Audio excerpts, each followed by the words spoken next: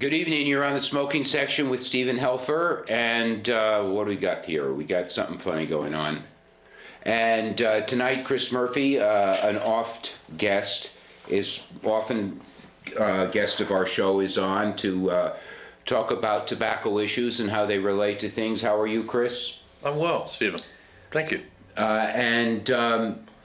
Well, I was just talking to Lily, one of the, I think she's the program director here, and there's a movie about Jackie Kennedy, a biopic about Jackie Kennedy that is out, and I heard that Jacqueline Kennedy smokes in the movie, which is really interesting to me because It didn't get purged from the updating. well, two factors.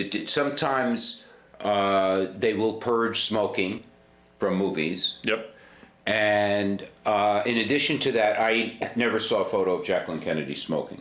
Yeah. So I wasn't aware that she had smoked. Although, even in those days, if you were president of the United States, like John F. Kennedy smoked cigars, he really, really enjoyed cigars, but you never saw a photo You never saw of him him. in public. And you never saw a photo of him either. Yeah, I mean, yeah. I don't think That was the decorum, that it was a private matter. right. You wouldn't see him with a whiskey shot or something. I mean, presumably at night after a long day, as Jay Severin used to say, sitting around with a scotch. But yeah, hopefully those photos don't all have to go out. Yeah. Well, I mean, There's a touch of privacy. there's a famous photo. Well, I mean, I don't know why it needs to be all that private. I mean, there's certainly photos of Barack Obama smoking when he was a younger man, and but MLK was a smoker too. Martin Luther I didn't King. know that. And as a matter of fact, and I have a good source for this, not a smokers' rights website or something, but when he was shot, he was actually smoking a cigarette on the balcony of He the went out on motel. the balcony for a smoke.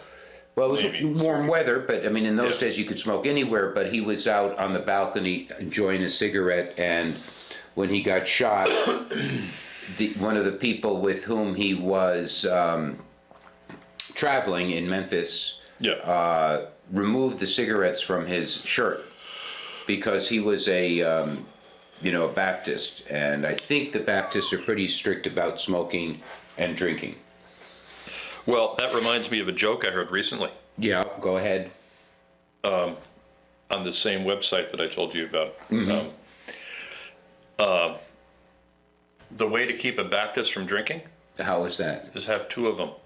Oh, really? And then what? They can enjoy each other's No, they drinking? won't drink if there's another Baptist there. Oh, I see. But if it's what just one you of them mean. with you, they'll drink away. So you're accusing them of hypocrisy, is that right? Well, yeah, it's a little. Well, I mean, I don't even know. 'Cause That's the joke. I don't even know That's the for a joke. fact that Baptists are teetotalers. I just, I don't. It's very common in the Southern Baptist world to be teetotalers. Some Christian sects are Yeah. teetotaling and others aren't. And I know I went to a Methodist school. I think I went to a school that had been founded by Methodists, which was the American University in Washington. And Really? Oh. yeah, we weren't allowed to. I mean, there were very few Methodists in the school, or certainly wasn't the slightest bit religious. But There was still a. I think we weren't. Yeah, I don't know. I can't remember what the rule was, but you couldn't. No alcohol in the dorms would kind of. I shut guess things that down. was the rule. I don't remember exactly if that was the case, but so you said Nat Hentoff recently died, and you saw a photo of him smoking a Yes. pipe with his. With his son. They had to have been 40 or 50 years ago. I think he was in his 80s when he died. I don't have his exact. 90. He was 90. Yeah, he Okay. just died This was a within the 50-year-old last picture. week, I think. Yes. He was an interesting man, a valiant, civil libertarian, free speech advocate. It was, he did. I read a memoir of his many years ago. Oh, is that right? He was at Harvard. This would have been like in the 50s or something, and he had a radio show. Yes. And he was doing late night jazz, a little clip, and a little patter, and he was envisioning himself going off into, he played jazz and he knew the whole jazz scene, so he could add. He was a jazz reviewer, basically. Yeah, jazz basically. writer. That was his most. And one of the academics came up to him one day and said, I really like your show. I listened to it, but I don't think you're going to be an academic. You're just not really one of us. He didn't mean it critically. Just like, Yes. Your Right. passion is to go out, someplace else, and the university academy is right for some people, not right for others. And he kind of took that as a positive admonition to not feel he had to do the professor thing and go elsewhere, which is what he did. And I think he wrote for many years for the Village Voice, if I'm not correct. He did. He was, I believe, a member of the ACLU, but it was a strident in-house minority of being pro-life, adamantly against abortion, certainly in the second or third trimester, and that was always like a big thorn in their side. Well, he was unusual because he was pretty much on the left, but he was pro-life, so which is very unusual. And as a matter of fact, I heard him debate Alan Dershowitz at Harvard. Over that issue? Or over that issue, yes. As a matter and was of fact. Dershowitz was taking the Dershowitz is pro-choice, or was pro-choice. Yeah. But not, I wonder if he wasn't pro-choice, let's say, I'm trying to think. I can't remember if I happen to like Alan Dershowitz. A lot of people don't, but I do. But he is pro-choice, and Nat Hentoff was pro-life, and they had a debate at the Kennedy School, which was kind of interesting. And they're both Puerto Ricans. How about that? Oh, come on. What do you mean? I'm joking. Oh, they're both Jews, I guess. Correct. Right? So I don't know how, religious either one of them are, frankly. I mean, do they ever opine about religious matters? I'm trying to come up with the right. Are you aware of them They were opining not about religious what we usually matters? mean by religious. They're not no. practicing Jews, I don't think. Both to any. rabbinic in their own way, though. Perhaps. Now, with this new administration that we're having here, there is something called the Freedom Caucus. Are you familiar with the Freedom Caucus? I have not. I'm not sure what you mean by that. Well, it is a group of conservative, even, let's say, more conservative than regular Republicans. Yeah. And they are very much in favor of many kinds of deregulation. Okay. And one of the regulations that they're thinking about getting rid of is this new ban on smoking in public housing, which the Housing and Urban Development. Somewhat libertarian strand within the Republican coalition. Yes, Okay. and one of the people who is a man named Mark Meadow, and he's a congressman from, I think it's North Carolina, perhaps. So he has a site, and he is asking for people to email him, or not email him, I don't even know what you call it, but sign up or log in or right, and iterate to him or to the caucus what regulation it is that you are most concerned about. Okay. So I'll have to check out. What's the name of the site? Freedom Caucus. yeah, I guess it's the Freedom I'll start with Caucus. that. Yeah. But I don't know. Do you have any regulations, for example, that you are particularly find burdensome? Let's say. Good question. I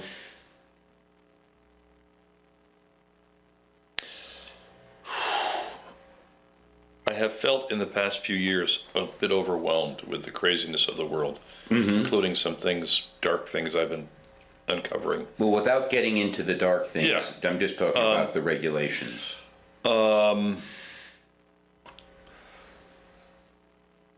If you don't want to participate and have your business participate in wedding ceremonies that you don't approve of, Right. that has to be allowed.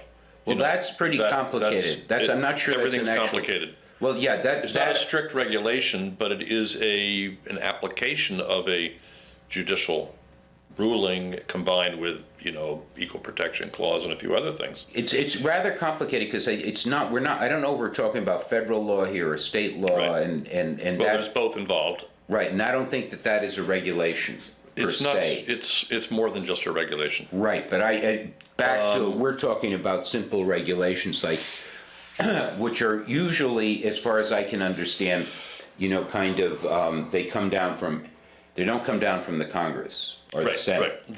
They Or the hatch Supreme Court, for that within the matter. bureaucracy itself. Right, like from the Department Which is of both Housing and necessary and Urban excessive. Development. Yeah.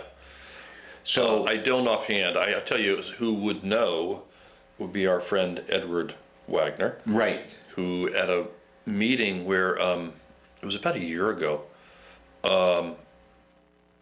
the Charles Murray came to Harvard. Must have been over a year ago, yeah, I think I was there. and spoke. Yeah, I was About very 100 disappointed. folks. You were there. I was there. Ed Wagner and helped Rachel me was put there. on, Rachel, yeah, and my libertarian friends from Sharon Rachel were is there. very peripatetic, yes. Yeah, I knew half the people who were, no, a third of the people were there. I was very disappointed in that. Why? No, I just didn't think he was, well, first, yeah, I don't know, wasn't very good, in Yeah. my opinion. Well, anyway, Ed he's a Wagner got up libertarian, and yeah. gave a couple of examples of over-regulation Right, that is overly minute, but also badly applied, and yet there is a core concern that's legitimate. And I won't get into the right. particulars. For example, people aren't, I think most people would agree that certain federal regulations regarding construction sites to prevent They have to fatal be- accidents Yeah, on the of part of course. construction workers are probably a good idea. Although some people might say, well, it should be up to the state, but Somebody needs to regulate so that things don't fall off buildings, including people don't fall off buildings. we have an organization called OSHA, Yes. and occupational safety, health, I don't know what it is, but anyway, they have, well, the reason I talk to you about this is because we, of course, in Cambridge Citizens for Smokers' Rights, who are resolutely nonpartisan, so we don't, we're not jumping up and kicking our heels together that Donald Trump is elected, and we are not, as official body, Yeah. and we're not disappointed Hillary Clinton isn't, but this particular issue can help us. So my whole point is, are you gonna be able to meet me at the library so I can navigate you to this? You won't need to. I will. Oh, let me do it, I would do it, I'd like to do it. Is it possible you'd be at the Cambridge Library soon? You're very, amenable. Yeah. I mean, are you in Cambridge these days, somewhat? I could be in Cambridge in the near future. I mean, you're here a lot to visit. I'm here a couple times a week.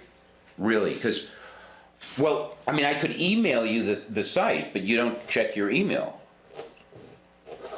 I'm not sure how easy it is to find it, I but, did check my email today, actually. oh, really? Yeah.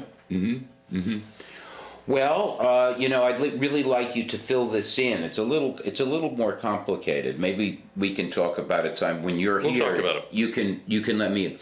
Well, I've been doing, oh, here we go. Let's get our telephone line on, see if someone wants to call us. Now, let's see if I can pull up, nothing's working tonight here. There we go. Let's see if I can get our smoker of the week up here. And this is kind of, in fact, not really the smoker of the week, but it's a picture, a picture from an early photograph of the Tour de France, Yeah, well, which I guess is the premier bicycle race in the world. And these are some of the bicyclists and smoking cigarettes. And at least one of them is smoking a cigarette. And, we keep hearing how smoking is not good for athletic performance. You've heard that probably. I have heard that. But there's the greatest and most successful rider in the history of cycling is a man. That guy? No, it's not. Okay, But I chose this photo because I don't have a photo of that guy. that guy, and that guy's name is Eddy Merckx, and he's Belgian, and he's a couple of years older than I am. but he is the greatest and most successful rider in the history of cycling. And I was going to a blog on cycling, and it's called Dave Moulton's blog, and he says, quote, "In 1978, I was lucky enough to see Eddy Merckx race in London towards the end of his career. I was surprised to see him light up a cigarette at the finish line of the event. And later years, I saw Merckx several times at various trade shows throughout the 1980s and witnessed him smoking several times." So like, to some degree, like in dancing, a lot of dancers like to smoke and, keep their weight down for one thing. I didn't know that. And, like a lot of ballet dancers and modern, dancers. And Eddy Merckx, who was considered the greatest cyclist of all time, was a smoker. And as a matter of fact, this other person, which I'm going to read for you, if you don't mind. Go right ahead. It was another blog about cycling goes so far as to say, "Smoking is good for cyclists. I've trained with lots of pro tour riders who enjoy a puff, including a recent tour winner whose doctor advised him to smoke half a pack a day. I used to be a Category 4 cyclist. Now, after 2 years of smoking, I'm racing against pros in Category 1. Stanford researchers have discovered that low doses of nicotine promote new blood vessel growth. So it is basically what they call LEGO-EPO. EPO is a drug that increases your, it's actually a hormone that increases your red blood cells. And it's funny because when I was a kid in high school, one of the cross-country runners said that he had a cigarette about an hour before a race, and he was really surprised because it was the best race he ever ran. And he didn't know any of this physiology or anything like that. There's a lot of factors. Well, a lot of factors, yes, and in the cycling community, at least up until the last 30 years, when smoking has been so vilified that even they might not be inclined. Yeah. So, what did you bring anything to read tonight for us or not? I did not. I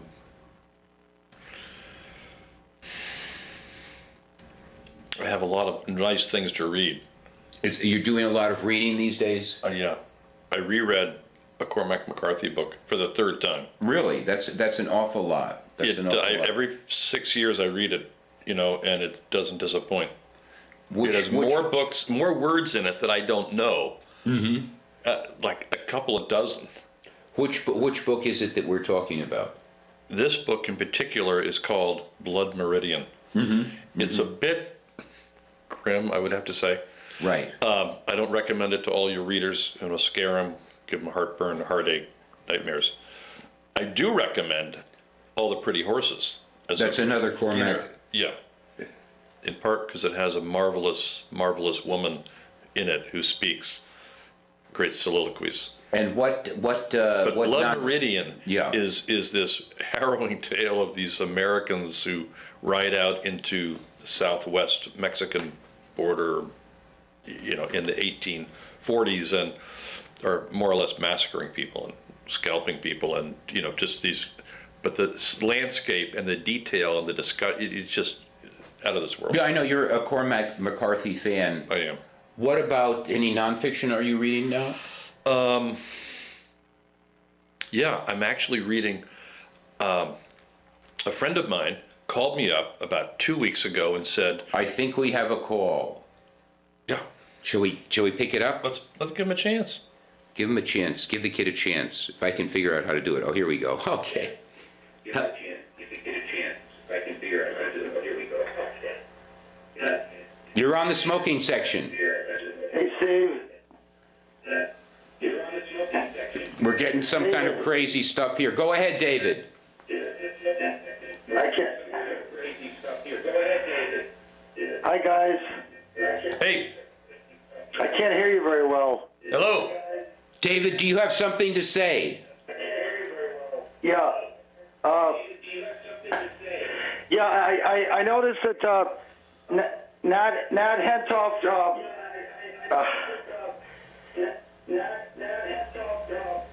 He wrote the liner notes for Bob Dylan albums. I didn't know that.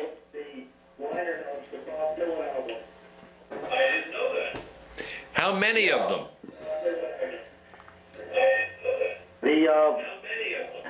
The free. I think he did the freewheeling Bob Dylan. Really? Okay. Really? I will check it out. Thank you, David. I'm going to, kind of cut off that call because we're just having a lot of Technical problems here, difficulties. technical difficulties. I didn't know that. I'll have to go home and check my freewheeling Bob Dylan album, which I have. Oh, And but it's interesting because Bob Dylan once said, that his voice would be a lot better. He could sing like Caruso if he didn't smoke. really? Yeah, he said that once. But he didn't realize that Caruso smoked 2 packs a day. And Caruso. Well, Caruso was so great that even at 2 packs a day, he was head and shoulders over. Well, I mean, Bobby. I don't, Bob Dylan doesn't sing like an opera singer. Doesn't Right, I think right. he was throwing that off. But Yeah. people say, for example, again, there's so much mythology about smoking. Like you can't be a great cyclist, Yeah. or you can't be a great opera singer if you smoke. And yet, probably, I guess Caruso is considered the greatest opera singer of all time. Okay, And I don't know that. according to what I read, he was a 2-pack a day smoker. So, so much for just some of this mythology. Well, we were at the city council the other night. In Good. Forest. How are Yes. they? Well, really what we're trying to do is there's this neat kind of cigarette butt receptacle that is being experimented with. Are you familiar with this? I have seen them in other towns. Salem has one. Salem has a There's a lot. particular place in Brookline that has one. And what I noticed is about 25 cigarette butts Right, but surrounding we're it. not talking. We're not talking about that one. Okay. You're talking about those ones that are kind of Yep. tubular, Yep. that no one can figure out how to work. Yeah. But we're talking about something that's kind of very attractive and a big step above that, because we feel that part of the denormalization campaign against smoking is to remove or not make any kind of convenient place dispose of butts. Right. Make it harder it's easier just not to smoke than to smoke. Or make it easier to litter, and Right. then people will get Right. create more animosity towards smokers. Right. Some devious mind thinks through these things. Yeah, well, Probably. yeah, and 50% chance. Yeah. yeah, and I think, as I like to say to my friends in the anti-smoking movement, the pro-smoking movement, is that never underestimate anti-smokers. They're very intelligent, very committed, and very Right. willing to work hard for their cause. Yeah. And when you combine those three, and patient, when you combine those three, Patience. and of course, I would also say they are totally lacking in any kind of scruple also. So if you combine all of those Yeah. factors, you've got a formidable opponent. They're not dopes. They're not They're not dopes. stupid. And There's a button on this screen we've got here. It says back to normal. Could we push that? No, I don't know. That's scary. I don't Would know. it take us back to normal? I don't know. I don't think so. But anyway, we were there, and we are trying to get a pilot program here in Cambridge, because we think that will be very good. And Emily, David, and I were at the city council hearing, and Mark McGovern. Do you remember Mark McGovern? Vaguely. You mean part of the anti-smoker, pro-smoker? Well, no. Mark McGovern is a city councilor. Okay, yeah, I know the name from that. And he was the man who probably introduced the idea of a park smoking ban, Yeah. and he was also the individual who came to the conclusion that a compromise would be better. Good guy. Well, we think so, or I think so. Some of my colleagues don't agree with me, but that's the thing. And he's lived in Cambridge. He lives right around the corner from here, and his family has Did you ever hear the expression, half a loaf is better than no loaf? Right. I've come up with a companion. What's that? A half a loaf is better than a whole loaf. Maybe. Why do you say that? Well, I've been thinking about the Israel thing, and a half a loaf is better than a whole loaf. And how does it apply to the Israel thing? They should settle for the half of Israel that they had rather than forging ahead. But You mean in terms of the settlements and all yes, that? yes, taking the other half, basically. Well, I mean, their argument is it's kind of necessary for their protection. I understand Is an argument. You It know, is an argument. And it's Yeah. not altogether an unreasonable argument, whether it's persuasive or whether it's really based on fact, I don't know, but that's their argument. Yeah. Yeah, I hear you. And One of many festering sores in this world. so we were at the city council and we all spoke. Yeah. And David Ajamian spoke extremely well Good. and was very persuasive. Not that this was not a contentious issue, because of course anything that can, this is something that will improve Cambridge, reduce litter, and from our point of view, accommodate smokers. And they're much better than those other, I don't know what you call it, receptacles, which are not easy to work. Not, it's not, where do you put the bud and how do you get the bud out and stuff. And then in addition to that, people put them out and they never clean them. I don't think they ever empty them, so. Right. It's a totally, have you been doing any pipe smoking recently? No, I meant to bring my pipe today. It's sitting on my bureau.